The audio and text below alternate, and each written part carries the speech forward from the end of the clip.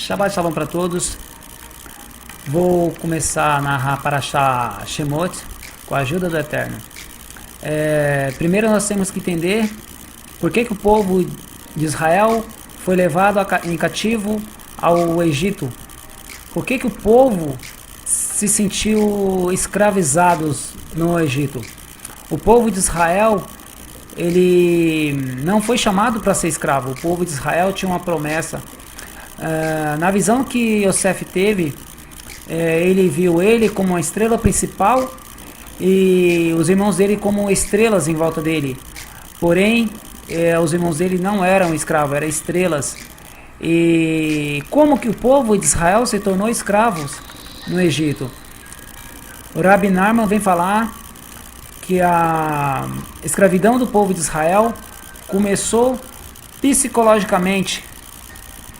A escravidão do povo de Israel começou no próprio ser deles. O povo de Israel, eles não foram vendidos ao Egito. Nós vamos ver na Parashá de Yosef que Yosef comprou todas as terras, todas as posses, e até as pessoas foram vendidas ao faraó da época. Mas o povo de Israel não tem lugar nenhum escrito que o povo de Israel foi vendido. Então o povo de Israel não foi vendido ao Egito. O povo de Israel não era para ser escravo.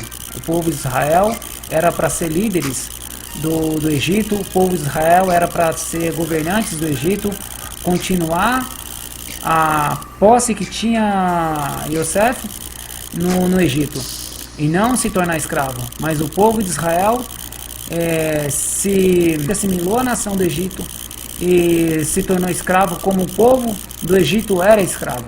O povo do Egito já tinha sido vendido, então o povo do Egito era escravo do próprio faraó.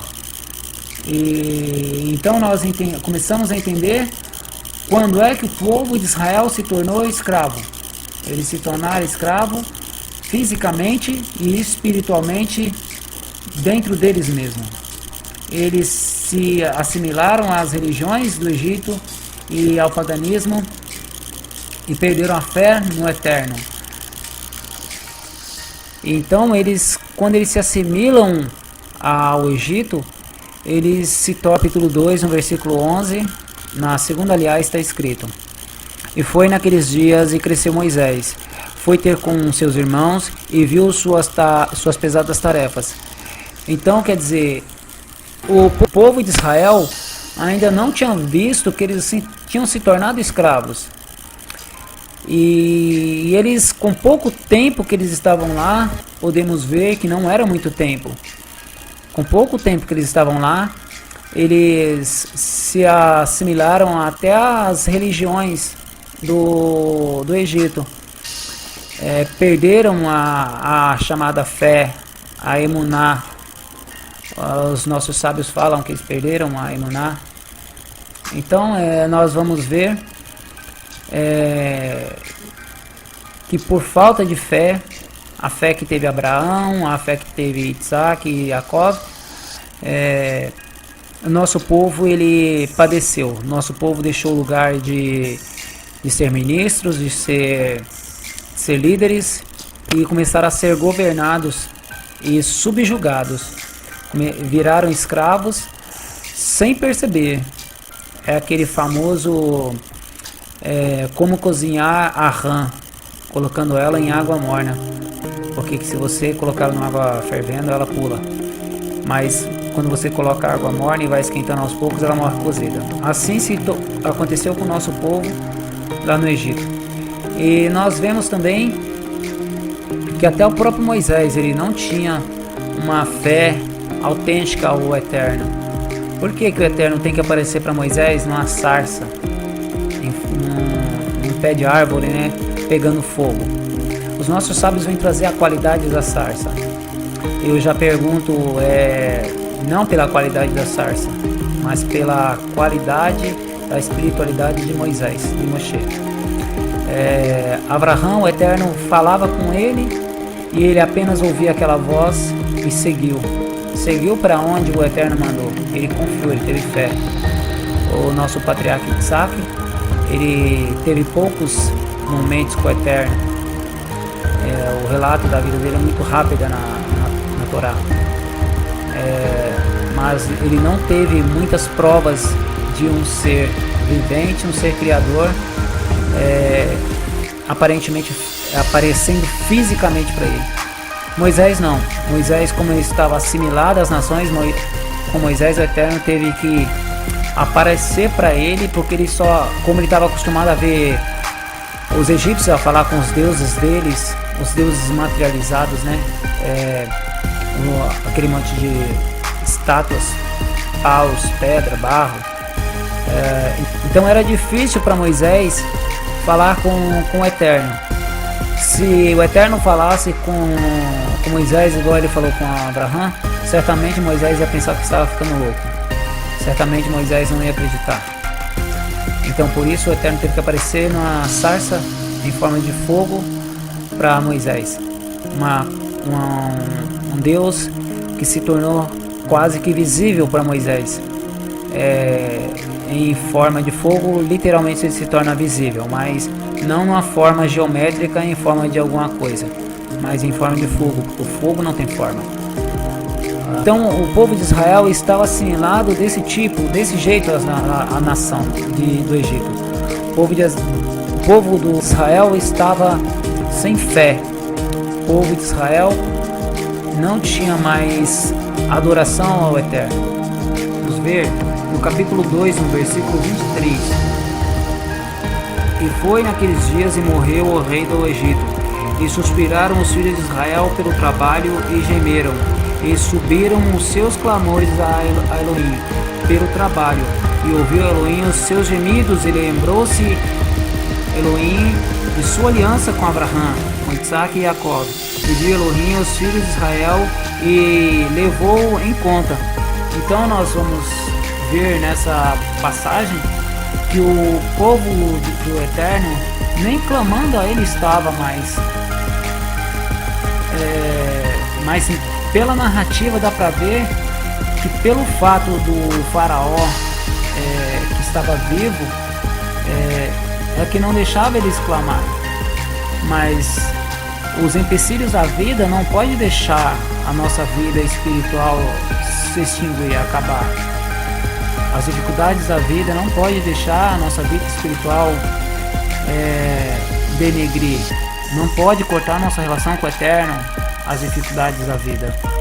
E pelo que entendemos, o povo de Israel perdeu o clamor ao Eterno, perdeu a busca ao Eterno, não buscou mais o Eterno, não elevou suas vozes ao Eterno, não pediu socorro a quem podia dar socorro. E claro, nem todos tinham fé ainda.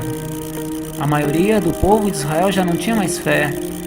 Eles já tinham esquecido de onde eles vieram. É tanto que na sequência da leitura nós vamos ver que eles tinham mais medo do faraó e do serviço duro do que ao próprio Eterno, de que acreditar no socorro do Eterno. Quando o Eterno aparece a Moisés, a Moshe, Moshe fala: certamente eles não acreditarão em mim. Como que pode o Eterno ter aparecido a você? Então eles não tinham mais fé, eles não acreditavam mais. Mas como é que eles acreditavam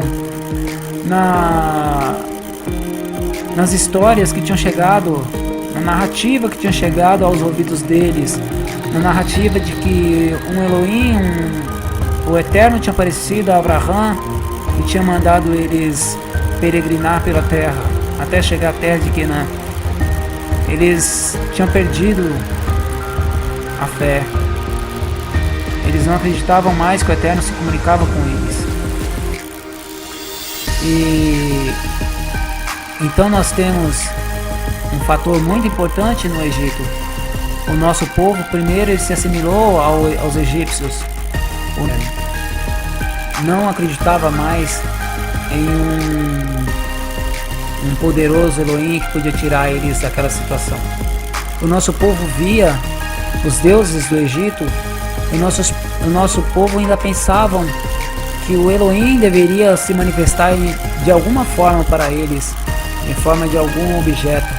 É tanto que os nossos sábios vêm falar que lá na paraxá seguinte, nas paraxotes seguintes, que vem falar do bezerro de ouro,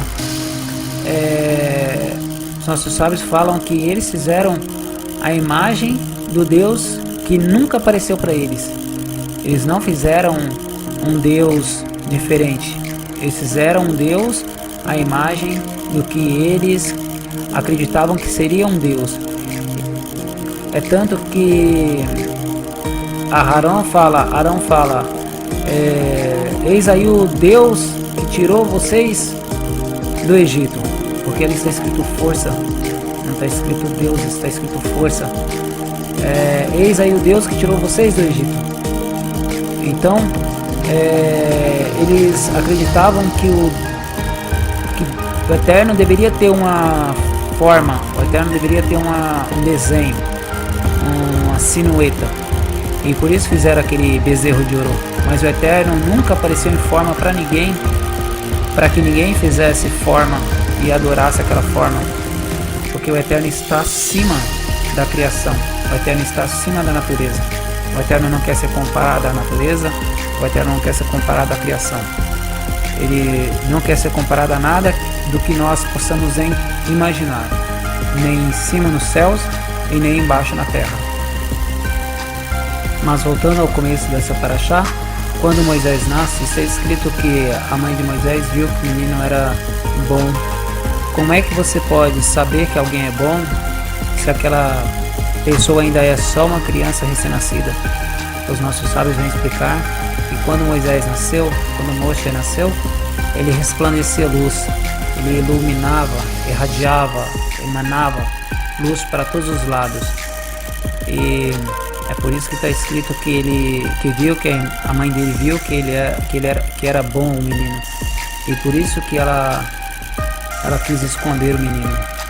Mas se você parar e pensar, certamente ela não deixaria também, mesmo se ela não visse esse brilho todo nessa criança, ela não deixaria que jogassem o filho dela no Nilo.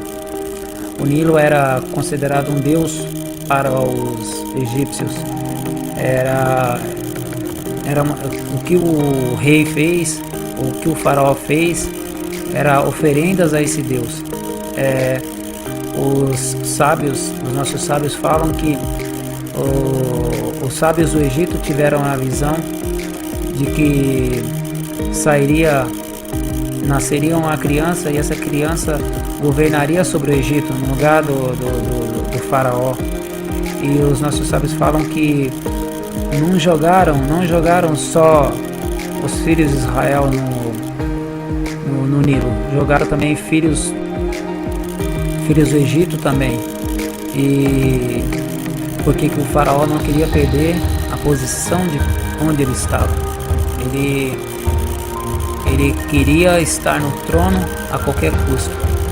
E nós vemos nos livros de histórias, até na Bíblia mesmo, as guerras que aconteciam pelo poder, o poder de estar no trono, o poder de governar as nações, o poder de governar uma nação, o poder de governar o mundo, né? O império, ser um império. E aconteciam muitas guerras, e isso levava a acontecer muitas desgraças em famílias, destruir famílias inteiras, destruir nações inteiras. E é isso que aconteceu naquela época. O faraó não queria perder a posição que ele estava. E é interessante porque a narrativa vem falar que a mãe de Moisés colocou ele dentro do cestinho e colocou no Nilo. E o Nilo nós sabemos que ele era, não sei se ainda é, mas era cheio de crocodilos, né?